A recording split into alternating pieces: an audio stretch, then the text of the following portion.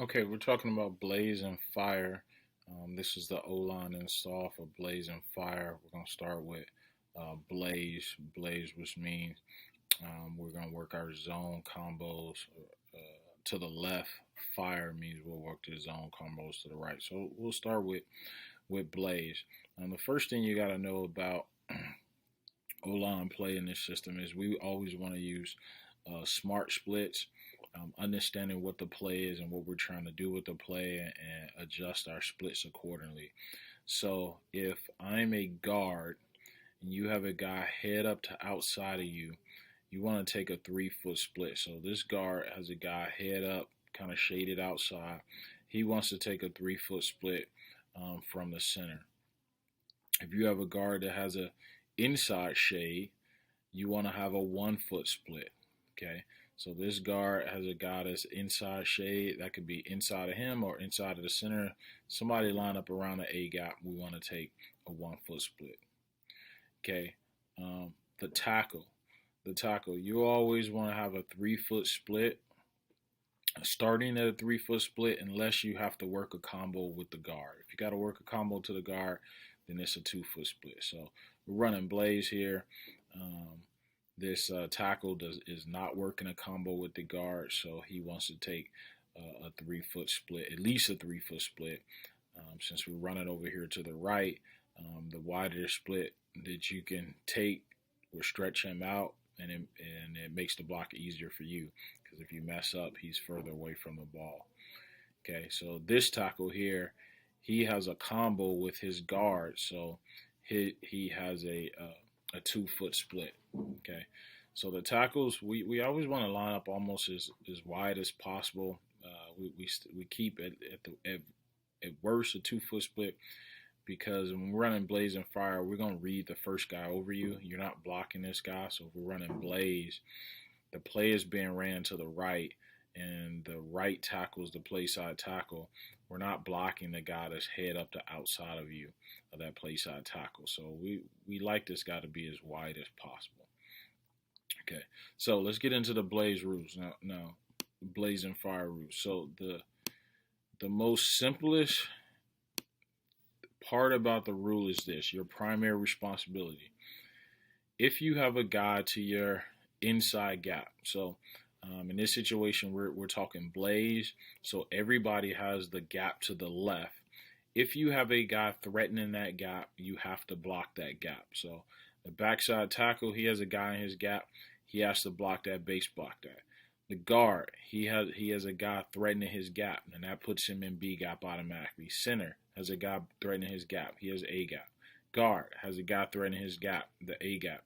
Again, Blaze means you have the gap to your left, so this guard has the left A gap or the A gap inside of him, and tackle would have the B gap inside of him. So that's the basic rules, but it's not a simple rule. We work combination blocks. This play, if you really study football, this play is called a duo play. Duo meaning we're always trying to get 2 double teams. So even though, yes, you have a gap, if nobody's threatening your gap, we work a combination block. So let's start with the backside. We're running Blaze. We're trying to run the ball in the right A gap. Okay, if the T gets the ball, he's trying to run in the right A gap.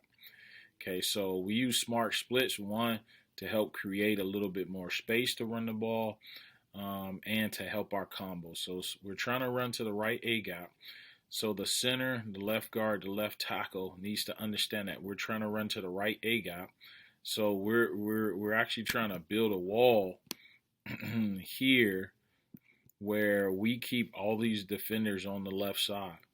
And so since this guard, he does not have anybody threatening his gap, nobody's lined up in that gap, he's going to help that center. And so these 2 guys will combo this A-gap defender to the backer behind him. Okay, so we want to create that wall. We want to keep these guys to the left side of the play. So this guard should use more inside footwork right there, and the center should double team this guy. And when this backer works over the top, since we know the play is going to the right, when the backer works over to the top, that's when the center comes off to make that block. Okay, we only come off the double team when the linebacker threatens us to that play side. So it's the center that would be coming off if this backer threatened the play side, if he worked over the top. If the backer stayed there, stay on the double team. If the backer blitzed the gap and he blitzed from depth, we let him go. We don't even block him. Okay, we don't even block him. He shouldn't be able to blitz this gap with our smart splits and work over here and still make that play. Okay, but technically the guard, that is your gap.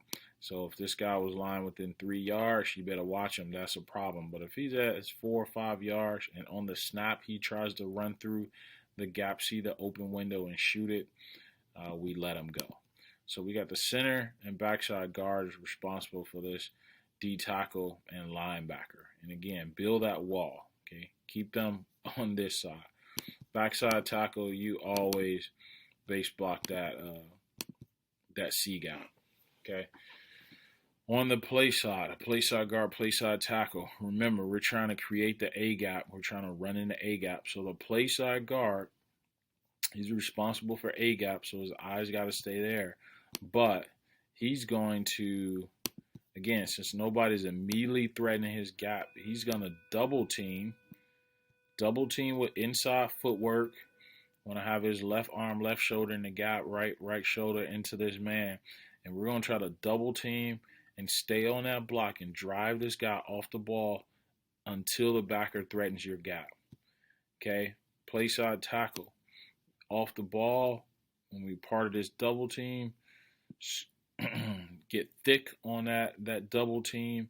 And remember, we're trying to run in the A gap. So play side tackle, we're not trying to wash this guy down. We're trying to drive him vertically, or even if he worked outside, we can live with that. But we're not trying to drive him into the A gap. We're trying to run into the A gap. Okay, play side guard. Again, stay thick on that double team until the linebacker threatens the gap. When the linebacker threatens the gap, that's when you come off. So the T, you have to be physical. We're trying to run in that A gap, and we'll attack that A gap, and we have to be able to run through one-arm tackles. Because a lot of times these backers will be half blocked, but they'll have an arm in a hole, or D tackles will have an arm in a hole, and we got to be able to run through that. Okay?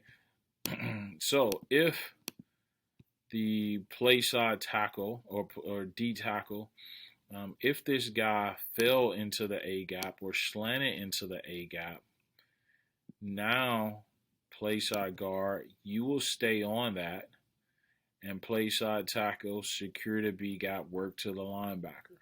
So at this point, the running back will probably do a B gap cut and get vertical. Don't bend it outside. Always cut, get vertical. Okay, so tackle, you're always blocking for the running back. You'll block the inside shoulder of that linebacker. Really, if you just get on them, we'll live with it, and running back has to make it right. So that is how we block a 40 front. That's your base rules, and we'll have different installs for different more of the odd front, which changes our rules slightly.